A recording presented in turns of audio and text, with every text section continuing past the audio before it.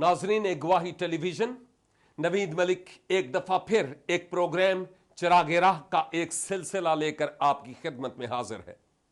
गुजरे कल हमने खुदा की फर्माबरदारी या नाफरमानी के ताल्लुक से अंबियाए असगर में से यूना नबी के सहीफा के पहले बाब की पहली 2 आयात पर मुख्तसर सीखा था और मैंने आपकी खिदमत में यह बताया था कि खुदा शहरों की फिक्र करता है, खुदा कराची की फिक्र करता है। कराची की जो बदी है खुदा को वो भली नहीं लगती। खुदा फिक्रमंद है, खुदा बोझ रखता है इस शहर कराची के लिए कि ये बच जाए और तबाही के धाने की तरफ ना जाए। और खुदा कराची के लोगों से भी प्यार करता है और वो चाहता है कि वो भी उसकी कुर्बत और उसकी नजदीकी में आ जाए।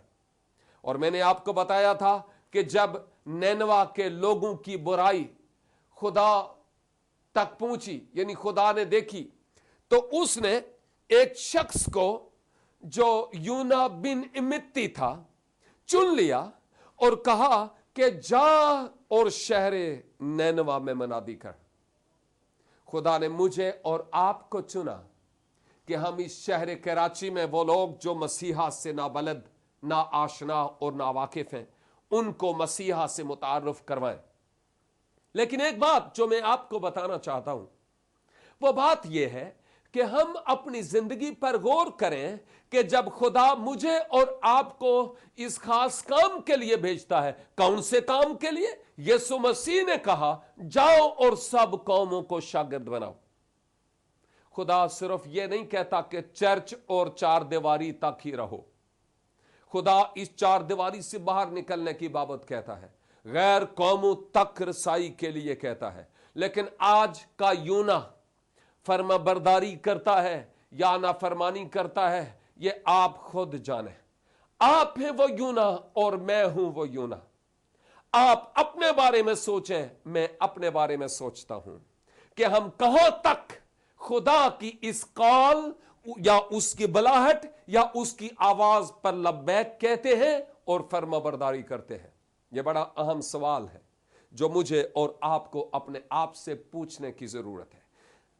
यूना नबी का सहीफा और इसकी तीसरी आयत, यानी पहले बाब की तीसरी आयत, यहां पर क्या हमें नजर आता है? यूना ने क्या किया? लेकिन यूना खुदावंद के हुजूर से तरसीस को भागा और याफा में पहुंचा और वहां उसे तरसीस को जाने वाला जहाज मिला और वो किराया देकर उसमें सवार हुआ ताकि खुदावन के हुजूर से तरसीस को अहले जहाज के साथ जाए। आमीन। याद कीजिए कि इन तमाम आयात में मेरे लिए और आपके लिए खास सबक है। खुदा मुझसे और आपसे बात करना चाहता है, वो मुझे सिखाना चाहता है और आपको सिखाना चाहता है, वो हमारी इस्लाह करना चाहता है और हमारी बेहतरी और भलाई चाहता है। खुदा इस शहर के लोगों की बेहतरी और भलाई चाहता है। अब क्या हुआ? यहां लिखा है तीसरी आयत के पहले हिस्से में, लेकिन यूना खुदावन के हुजूर से तरसीस को भागा। खुदावन के हुजूर से तरसीस को भागा। अजीजो, एक बात जो काबिल जिक्र है मेरे लिए भी और आपके लिए भी, यूना को खुदा ने चुना, खास जिम्मेदारी दी कि वो नैनवा जाए, लेकिन बजाय इसके कि वो नैनवा की तरफ जाता, वो अपोजिट यानी एक मुखालिफ डायरेक्शन सिमत पर गया।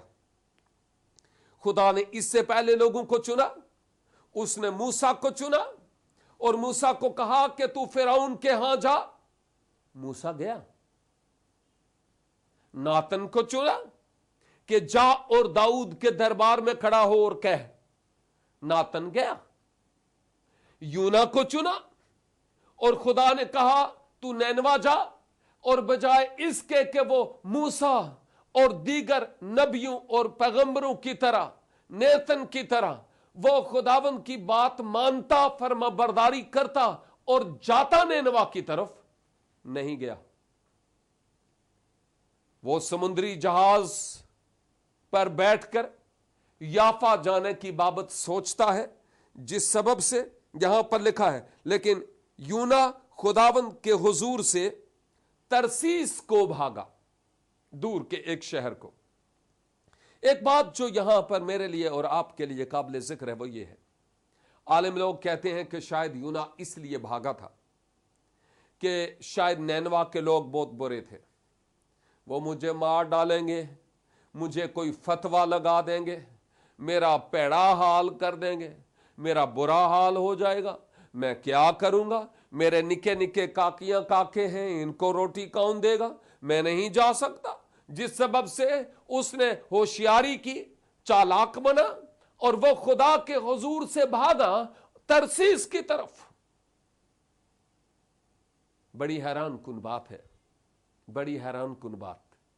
लगता है ये यूना 2013 का कोई यूना था, क्योंकि 2013 में भी, इवन 2012, 11, 10 में इस तरह से होता रहा।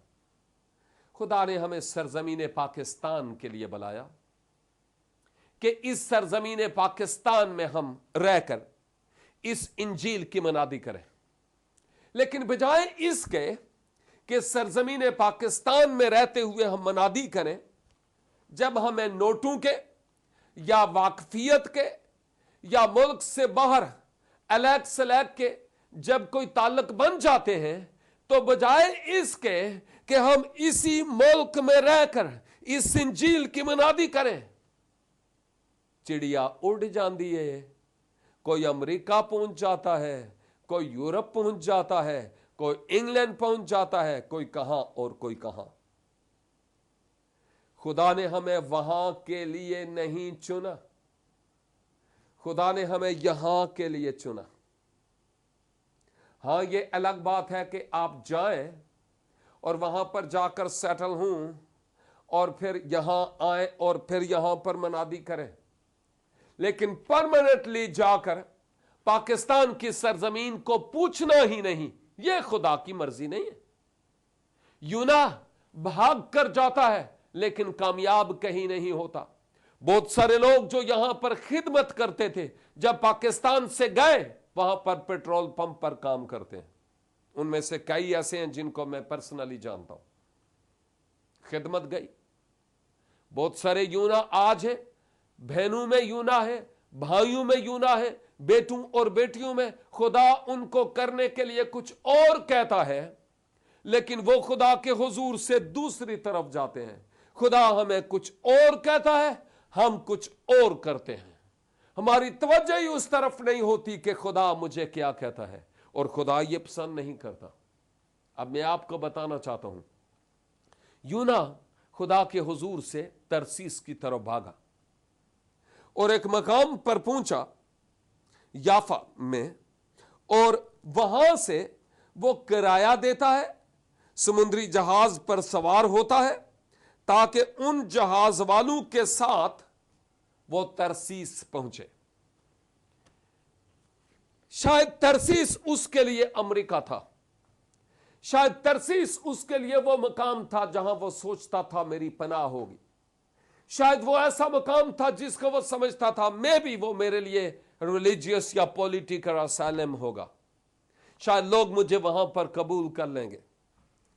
शायद ये सब कुछ हो भी सकता था, लेकिन खुदा ने यूना को तरसीस के लिए नहीं चुना था। शायद तरसीस में ऑलरेडी लोग थे। खुदा ने यूना को चुना था कि वो नैनवा में जाए और नैनवा वालों में जाकर मनादी करे, और अब बजाय इसके कि वो फर्माबरदार होता, अपोजिट डायरेक्शन में चल पड़ता है।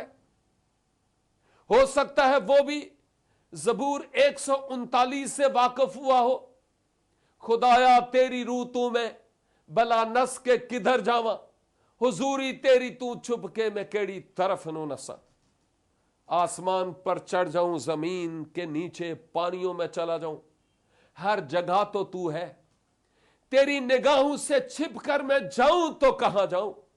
दाऊद कहता है, ए खुदा तू मेरी ख्वाबगाह और मेरे ख्यालों की छानबीन करता है, दूर से पहचान लेता है कि मेरे ख्यालों में क्या है।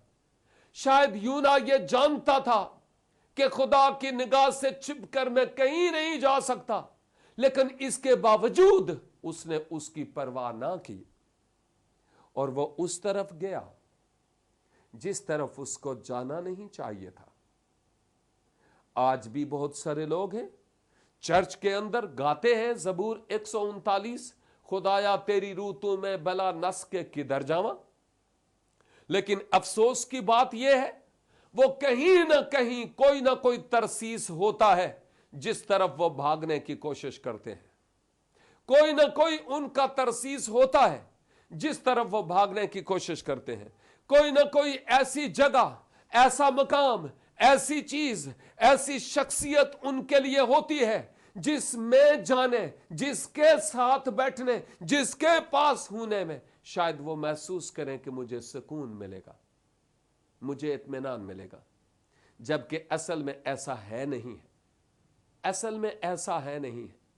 और मेरे भाई, मेरी बहन, नौजवान, सोच कि खुदावंद की हुजूरी से भागकर तू कहां कहां सुकून ढूंढता है।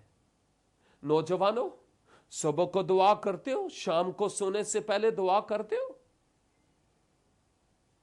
और अगर नहीं तो ये जो नौजवानों के साथ दोस्तियां हैं ना, घर से निकल गए बड़ों की आंखों में मट्टी धूल कर, ये शायद आपके लिए तरसीस है। लेकिन मैं आपको बताना चाहता हूं, खुदा तरसीस से वापस लाना जानता है। बात करता हूं इस पर थोड़ी देर के बाद। यहां लेते हैं एक छोटी सी ब्रेक। देखते रहिए प्रोग्राम चिरागे राह।